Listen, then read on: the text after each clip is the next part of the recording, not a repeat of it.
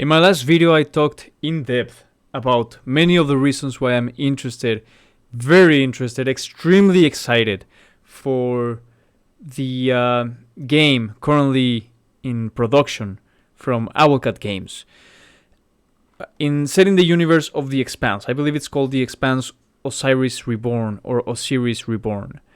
And in that previous video, I went in depth about why I believe Owlcat Games is the perfect company to work on this universe, why I believe this universe is the perfect universe to be made into a video game, specifically an RPG. One thing I did not mention, and it's just this little piece of trivia that I had in my mind from way back when I was obsessed with the show, is that I believe, if I recall correctly, from like an interview that I watched on YouTube like many years ago, I think that the writers of the book, or the writer of the book for the Expanse books, originally wanted to do a video game like World of Warcraft, but set in space. So in this video, I will tell you why I think that the Expanse will be one of the flagship, no pun intended, games of this next generation of players. It will become, at least it has the potential to become, as I said previously, a before and after in video games. And it might not be for the reason that you think. So welcome to the Hobby Guard, and let's jump right into it. I mentioned previously that when I watched the show, I think it was one of the main triggers for my personal life to become a more apolitical person and just start thinking way outside the box and start thinking less. Not that I was never, to be honest, a very political person, but I just started thinking way more outside the box in terms of humanity as a species, as humans, as, you know, brothers and sisters and cousins of the same species, all of us who are together in this blue marble in space. And not to go all hippie on you, but something changes within me when I start thinking in those terms. And I believe that in today's climate in media, where I've talked about this till death in this channel in depth, how everything, the tendency to all of our media to become politicized, our video games, our tabletop games, our tabletop RPG games, our war games, our shows, and the adaptations of our shows, and the sequels of our shows, and everything just has to become political, right? And, you know, one of the consequences of that is just that people have become very divided. Now, I'm obviously not the first person to say that. It doesn't take a lot to realize how tense the political climate is, how tense the social climate is in our cultures. And I've lived in 4 countries in all my life, and I have seen this in 4 different cultures for the most part, and even more because, well, I've known people from all sorts of cultures from all over the world, really. And yeah, it's kind of depressing. So in my previous video, I talked about how first of all, how the universe of the Expanse is extremely detailed in its sort of grounded realism, but also it's not like boring realism. It's like sci-fi. It's out there. Characters that are doing cool stuff in space. They're, for the most part, very sexy characters. For the most part, they're very eloquent. They're very intelligent. They're very smart. They're astronauts. Most of them, they're people that you look up to. But there is also political intrigue going on. There is diplomacy to think of. The universe in the Expanse the story takes place in a very, very volatile political climate. If you think the political climate is volatile right now, it's very, very warm, it's getting pretty hot, wait until someone drops a literal freaking asteroid on you, okay? Spoiler. So, yeah, characters up there in outer space in the future have to be extremely smart about how they go about things, and there's not a lot of Deus Ex Machina in the Expanse, right? Characters will literally live and die because of the the consequences of their own actions, or the consequences of someone else's actions.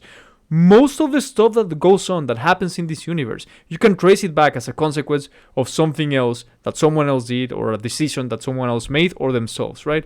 So that is just all very, very attractive, very interesting, very immersive and engaging. So obviously the relationships between characters in this game are gonna be extremely rich, and there's a lot of narrative potential. But I suppose I just wanted to talk about a more... Again, I'm not a hippie, but I wanted to talk about more philosophical stuff. What I mean by that is, one of the tragedies, I think, of media today, and one of the things that I will rant about till death, is that kids, I guess my generation also got propagandized, right? But I guess I am at the age now where I can look back and realize, oh yeah, Halo was an excellent video game. It was also military propaganda. And it totally worked. I did try to join the army and the navy. But again, I'm no hippie. I didn't earn all these scars in my knuckles by preaching just peace and love and non-aggression. But anyways, I just think we need this. And of course, I'm an old timer now. I'm 31. I'm pretty much a mommy by today's standard. But I think that younger generations growing up are gonna look at this world, at this game, and at this universe that is so rich. And again, as I said many times now, Owlcat is a perfect company to be working in a project like this, just because of the level of depth and fidelity and just passion that they put into their games.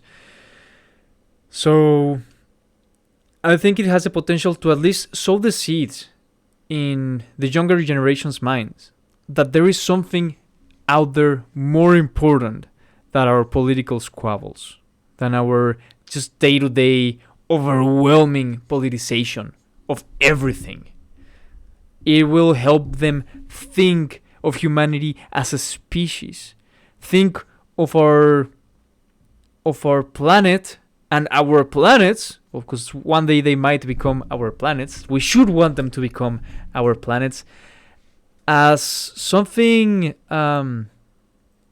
interesting, something beautiful, something exciting. That's another thing. The fact that this show is set in the solar system, specifically in this area before the